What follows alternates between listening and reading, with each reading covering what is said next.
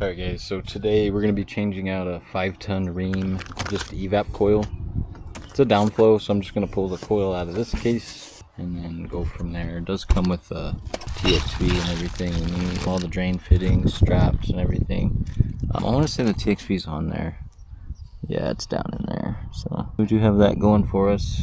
We're going to start the recovery process. I'm going to go to the backyard, get that started, and then just show you guys just the ins and outs and just how we would do this job. So alright guys, so the first step in recovery is you want a good clean recovery machine and a good clean recovery tank if you're going to be reusing the refrigerant. Either way, it's best practice to keep everything clean, keep every bit of moisture out of the system. So I'm not reusing this refrigerant. I'm just being a nice guy and doing the best practice so that whoever gets this refrigerant in the future, something good for them. I'm just going to pull vacuum on this. I'm going to go ahead and start getting everything else over there ready to recover, machine and everything else, and then we'll be ready to go. So, hey guys, first step, always disconnect power to the unit. Make sure you don't have power going here.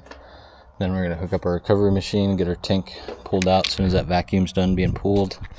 And then we will put a new dryer in here. I believe the dryer is inside, so it'd be nice for us to just swap it over there. We may be able to put it in here. I don't even know if it has one on it, but we will be adding a new one on there, either way. So, but just gotta get this recovered and we'll go from there. Alright guys, so the best way to recover is remove the cores for this system. And with the time I have, I'm just gonna recover liquid side first and then vapor the last bit.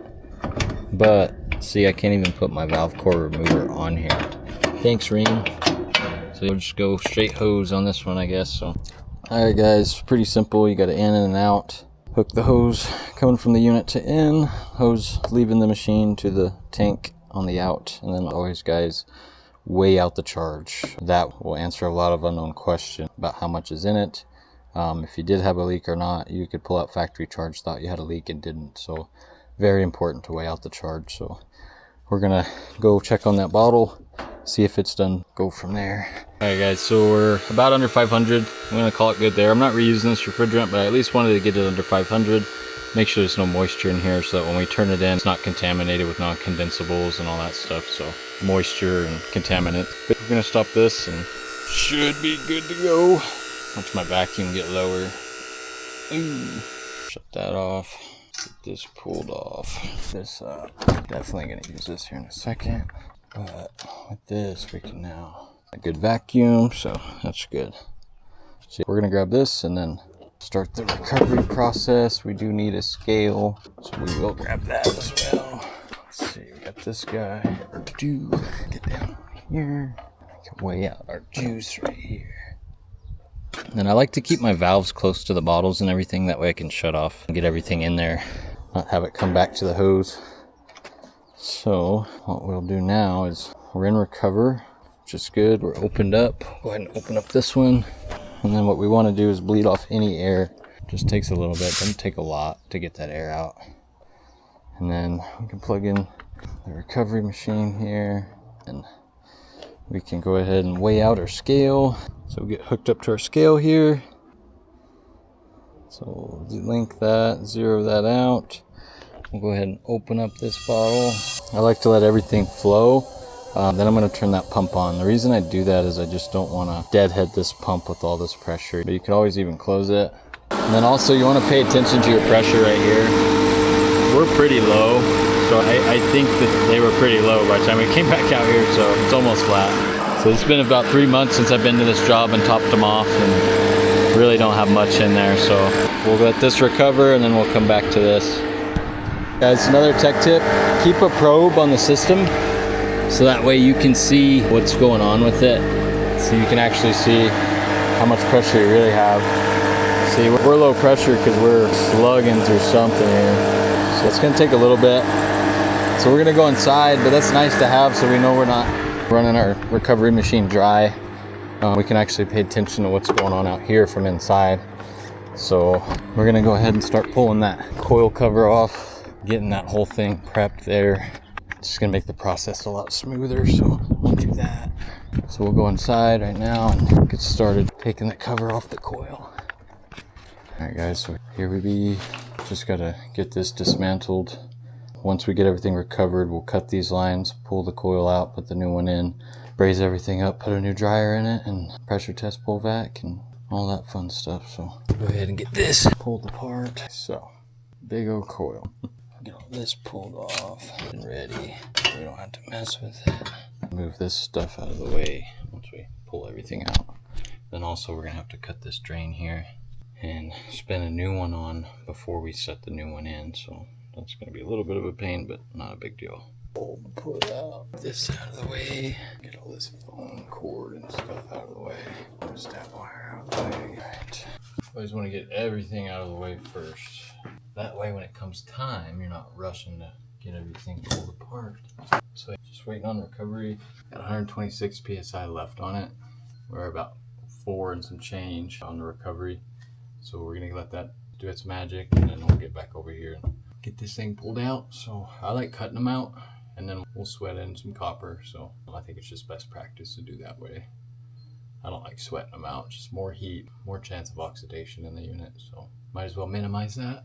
Alright guys, when you're doing case coils, you always want to make dang sure that these are the same. So everything's the same, because this is a downflow, and that would really suck if that coil were taller. So keep that in mind when you guys quote coil downflow. You want to make sure that the new revision coil isn't taller. So it looks the same except the width, but it's the same. So we got it cut, and we're gonna start pulling it out now. Just gotta push the suction line up here.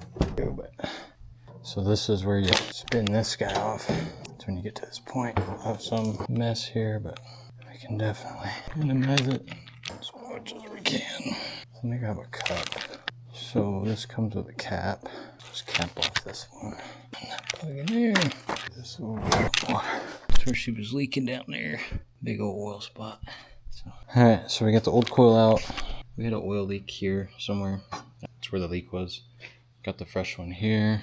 Got refrigerant lines cut. So basically we just gotta go in with the new one and get everything brazed in. So see how she goes. Right here.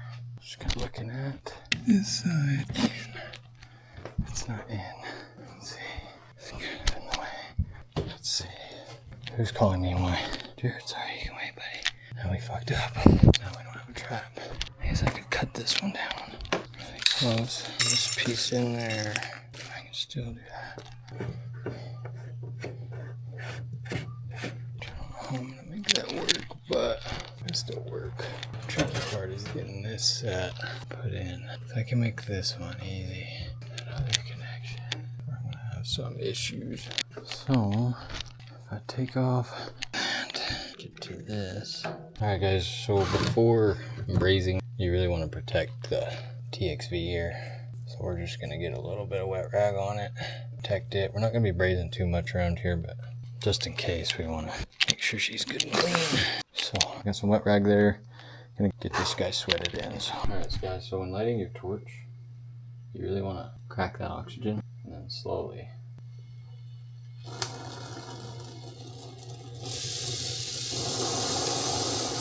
So.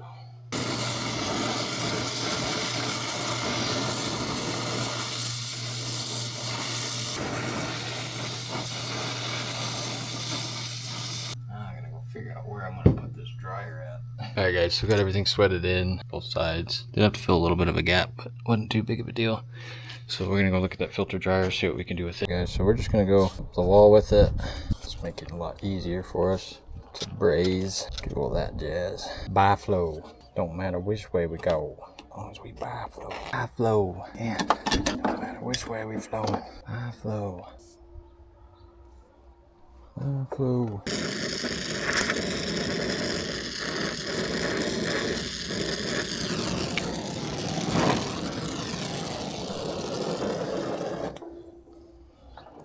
I'm done. Did it. Yeah. Just gotta clean up my mess while I'm pulling vacuum, and then we'll come back, re-insulate the rest of that line. But for now, use our time wisely, get everything cleaned up, and that way we can get on to the next one as soon as possible. So all this copper is way easier. Let's see. Sorry, dude. What's that? Can you hear me? Hey, what's up? Question for you, dude. So I jumpered out R to Y, the condenser came on, but not the blower. Jumpered it to the blower, from R to G, blower kicked on. R to W, heating kicked on. Do you think it's a control board? Well, the blower should engage with Y and G. So, how old is that system? It's old. So newer ones are integrated when they get a Y call. They're gonna know that, hey, we need to run the blower as well. But with an older system like that, you have to jump G out. So you may be losing G at your thermostat. All right, guys. So we got the coil in. It is testing out fine. Subcoil superheat, we're on spec. So now just gotta wrap up the rest of the suction line, get things cleaned up in here.